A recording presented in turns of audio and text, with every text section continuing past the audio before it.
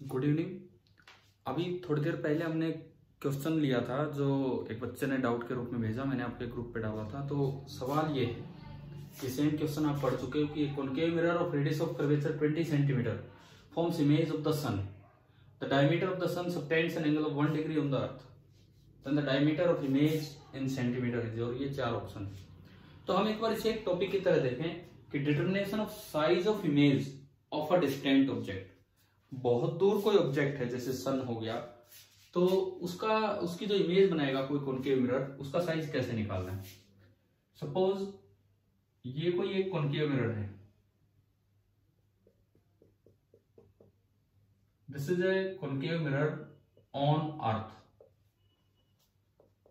This is a concave mirror on earth. यह है इसका प्रिंसिपल एक्सिस और ये पोल। बहुत दूर कहीं सन है, बहुत दूर, कितनी दूर, मान लो ये सन है, जैसे मैंने दिखा दिया भाई। आप कहीं भी दिखा सकते हो, जरूर नहीं ऊपर दिखाओ, बीच में दिखा सकते हो, कहीं भी आपका मन करे वहां। सपोज दिस इज सन और सन का डायमीटर है d। अब अगर क्वेश्चन में दिया हो रेडियस ऑफ सोलर ऑर्बिट तो ये दूरी हो जाएगी। अगर मान लो लेट मैं कहूं कि radius of solar orbit suppose r0 है, तो इसका मतलब सन से और अर्थ जहां वो मिरर रखा है वो दूरी, ये जो कंप्लीट डिस्टेंस है ये आपकी होगी r0। अगर बोला जाए कि भाई सन ने अर्थ पे एंगल कितना सबटेंड किया है, तो उस एंगल को देखने के लिए, सन ने अर्थ पे एंगल कितना सबटेंड किया है, उस एंगल को देखने के लिए आपको सन के दोनों एंड से इस कॉनकेव मिरर को ज्वाइन करना होगा पोल को, ये। और ये काफी कम होगा, बहुत छोटा एंगल होगा। सन इतना सा ही तो नजर आता है, हमें जरा सा नजर आता है, तो एंगल भी बहुत छोटा होगा। Let this angle be theta, और थीटा हमने बोल दिया angle subtended by sun on earth. Sun ने अर्थ पे जो एंगल बनाया वो ये है। अब देखो ये r0 ठीक है, एक फाइनाइट डिस्टेंस है, परंतु r0 इतनी ज्यादा है कि हम ये कह सकते हैं कि इसका जो रेडियस ऑफ कर्वेचर है उसके मुकाबले r0 टेंड्स टू इंफिनिटी। अगर r0 टेंड्स टू इंफिनिटी है, इसका मतलब image will be formed at focus, image will be formed at the focus. ये हम पढ़ ही चुके हैं कि अगर इन्फिनिटी पे ऑब्जेक्ट होता है तो इमेज फोकस पे बनती है। अब देखो रियल ऑब्जेक्ट इधर रखा है, रियल इमेज बन रही है, तो हमने ये भी पढ़ाया था आपको कि रियल ऑब्जेक्ट की रियल इमेज हमेशा इन्वर्टेड होती है। अच्छा, इसका फोकस कुछ दूरी पे होगा, इसकी फोकल लेंथ नेगेटिव होगी। सपोज ये पॉइंट फोकस है, तो इसका मतलब जो इमेज बनेगी वो फोकस पे कहीं बनेगी और इन्वर्टेड इमेज बनेगी। अच्छा, अगर इमेज आपको कंप्लीट करनी है तो आप चीफ रे लीजिए। चीफ रे कौन सी थी, इसके हेड से, ऑब्जेक्ट के हेड से और पोल पे गई। अगर एंगल ऑफ इंसिडेंस देखें तो यही तो नॉर्मल है, बिकॉज यहाँ फोकस है तो यहाँ कहीं सेंटर होगा। पोल से सेंटर को ज्वाइन करने वाली लाइन ये नॉर्मल का काम कर रही है ऊपर आने वाली रे के लिए, तो एंगल ऑफ इंसिडेंस हो गया इसके लिए थीटा। तो इतने ही एंगल पे ये रे रिफ्लेक्ट हो जाएगी और ये एंगल भी आपका थीटा हो जाएगा। Angle of reflection is again theta.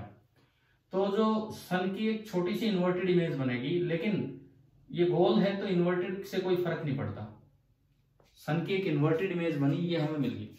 हमें इसका साइज चाहिए कितना है। अगर सन का डायमीटर d है और इमेज का डायमीटर मैं d डैश बोल दूं तो मुझे d डैश चाहिए। Diameter of sun is d and diameter of image का जो डायमीटर होगा दिस इज d डैश। तो हमें d डैश निकालना है। अब देखो एक ऊपर ट्राइंगल है, वहां से tan थीटा निकालो, एक नीचे ट्राइंगल है, वहां से tan थीटा। तो ऊपर वाली ट्राइंगल से tan थीटा कितना होगा, tan theta d upon radius of solar orbit r0, and नीचे वाली ट्राइंगल से tan थीटा कितना होगा, नीचे वाली ट्राइंगल से d डैश अपॉन इसकी फोकल लेंथ। अच्छा, ये कॉनकेव मिरर है तो फोकल लेंथ नेगेटिव होगी, कोई बात नहीं, हम उसका मोड ले लेंगे, पॉजिटिव वैल्यू ले लेंगे। हमें डिस्टेंस लेनी है पीएफ। दोनों टेन थीटा को आप इक्वेट करेंगे तो D dash upon mod F is equal to D upon R naught and D dash आ गया mod F upon R naught into D. और ये काफी छोटा है डी डैश, क्यों? क्योंकि फोकल लेंथ तो मिरर की कुछ सेंटीमीटर होगी और आर नोट तो कई किलोमीटर होगा, तो ये जो रेशियो है this is very much smaller than 1 और उससे मल्टीप्लाई करोगे तो डी डैश बहुत छोटा हो गया डी से। परंतु इस सवाल में ना तो आपको रेडियस ऑफ सोलर ऑर्बिट दिया गया है और ना सन का एग्जैक्ट डायमीटर, तो ये तो अगर सवाल इस तरह का होता तो हम क्यों निकालते।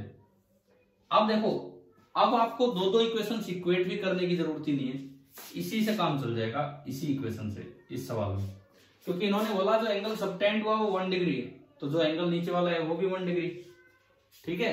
और जो रेडियस ऑफ कर्वेचर है कॉनकेव मिरर की वो 20 सेंटीमीटर है, तो उसका फोकस 10 सेंटीमीटर इधर होगा। तो यानी कि अब अगर मैं इस सवाल का सॉल्यूशन करूं, इस सवाल का अगर मैं सॉल्यूशन करूं तो जो मोड एफ है, mode F it is 10 centimetre, जो आपका मोड एफ है दैट इज 10 सेंटीमीटर और थीटा है 1 डिग्री। आपको डी डैश निकालना है, क्या होगा, तो आप डायरेक्ट ये यूज कीजिए कि tan theta is equal to D dash upon mod F, और यहां से डी डैश आ गया, मोड एफ तो है 10 centimetre, 10 centimetre into tangent of 1 degree. एक दिन मैंने आपको एक सवाल करवाया था रोटेशन वाला, गैल्वेनोमीटर के साथ एक कोई मिरर अटैच है, उसको 3.5 डिग्री से टर्न किया तो 60 डिग्री से रिफ्लेक्टेड रिटर्न हुई थी, तो उसमें टेंजेंट 7 डिग्री की वैल्यू हमने निकाली थी। तो आपको ध्यान आना चाहिए कि अगर स्मॉल एंगल कहीं भी होते हैं, जैसे यहाँ पे है 1 डिग्री, स्मॉल एंगल कहीं भी होते हैं तो सबसे पहले आप उसे रेडियन में कन्वर्ट कर लीजिए और फिर आप उसकी आसानी से वैल्यू निकाल सकते हैं। कैसे, देखिए, अगर आपको टेंजेंट 1 डिग्री की वैल्यू निकालनी है तो दिस इज सेम एज, पहले इसको रेडियन में कन्वर्ट करो, 1 degree into pi by 180 degree, degree से डिग्री गया और ये इतना छोटा है कि this is nearly pi upon 180 where pi is 22/7। लेकिन हम कन्वर्ट नहीं करेंगे क्योंकि ऑप्शन सारे इसी में है, सेंटीमीटर में और पाई में। तो हमने क्या किया, इसको आगे बढ़ाया, तो जो डी डैश आपका निकल के आया, D dash tangent 1 degree, tangent 1 degree is coming out to be pi upon 180 और इंटू 10 सेंटीमीटर, एक 0 से 0 गया, तो जो इमेज का साइज आ गया वो आ गया पाई बाई 18 सेंटीमीटर, यानी कि डी ऑप्शन। अब ऐसा है कि ये सवाल तो डायरेक्ट इससे हो गया, मैं कह रहा हूं सेम यही क्वेश्चन इस तरह से आ सकता था कि एंगल ना देके आपको रेडियस ऑफ सोलर ऑर्बिट दिया जाता, आपको खुद सोचना होता कि सन इतनी दूर है और डायमीटर ऑफ सन दिया होता, तो फिर आपको ये फॉर्मूला रटने की जरूरत नहीं है। तरीका जरूर ध्यान रखें कि अगर सोलर ऑर्बिट, लूनर ऑर्बिट मतलब सन मून की बात करें और इमेज का साइज पूछा जाए तो तरीका यही है कि आप इमेज को फोकस पे बनवा दो, इमेज नियरली फोकस पे बनेगी, देन सिमिलर ट्राइंगल या tan थीटा या फिर tan थीटा स्मॉल है उनका यूज करके आप ये कर लेंगे। अच्छे सवाल है, ये वाले क्वेश्चंस भी रिफ्लेक्शन में पूछ लिए जाते हैं। ठीक है, शायद क्लियर हो गया होगा। Thank you.